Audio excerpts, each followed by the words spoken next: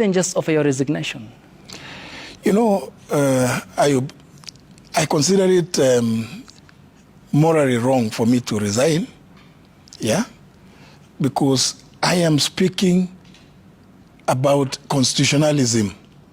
I am speaking against what we, as Kenya Kwanza, when we campaigned, promised Kenyans would never happen at our watch. Public Service Cabinet Secretary Justin Muturi has dismissed calls by a section of government leaders asking him to step down. Muturi, while speaking during Citizen TV JKL Live on Wednesday, alleged concerns surrounding a speculation of his looming resignation following his perceived fallout with his boss, President William Ruto, maintaining that there are no sufficient grounds for him to quit office. The former Attorney General excluded confidence in his position in the cabinet, rubbishing allegation of his insubordination owing his recent remarks. According to Muturi, the move to call out the president and the government over the abduction and killing of Gen Z's protesters late last year fall within his sworn mandate as a public servant and should instead be applauded for the same. He went ahead to state that the Kenya Kwanza Alliance during the campaign period vowed to put an end to enforced disappearance, and he is merely urging the President Ruto administration to uphold promise it made during the Kenya Kwanza campaign to the people after ascending to power. CS Muturi further pointed out that his sentiments were considered and ultimately led to the government address the issue of abduction.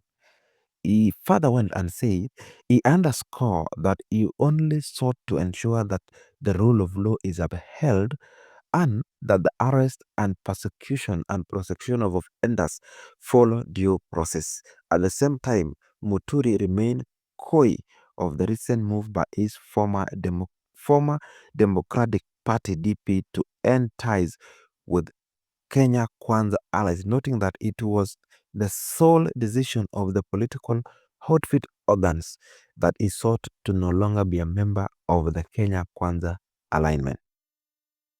I consider it morally wrong for me to resign, yeah, because I am speaking about constitutionalism.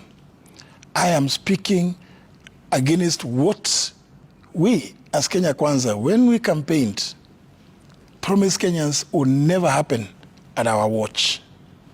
And therefore, resignation for me would be an act of cowardice. Yeah.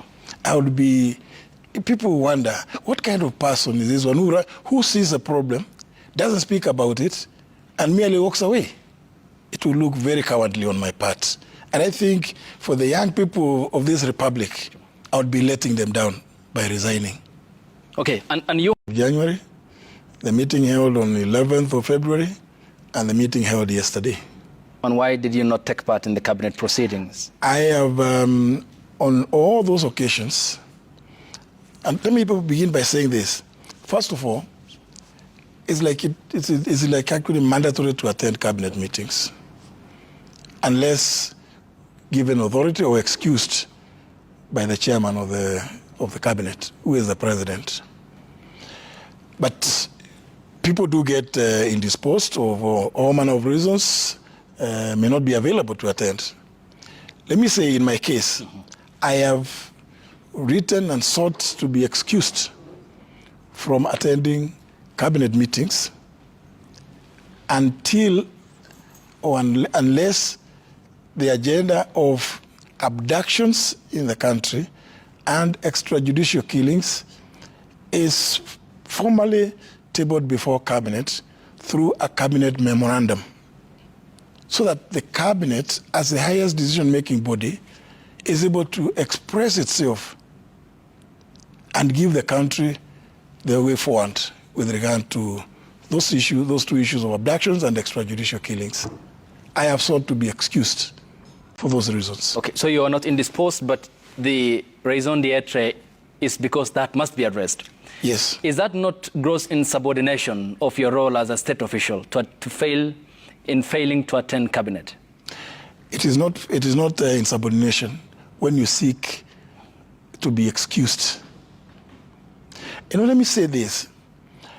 The cabinet of the Republic of Kenya is the highest decision-making body.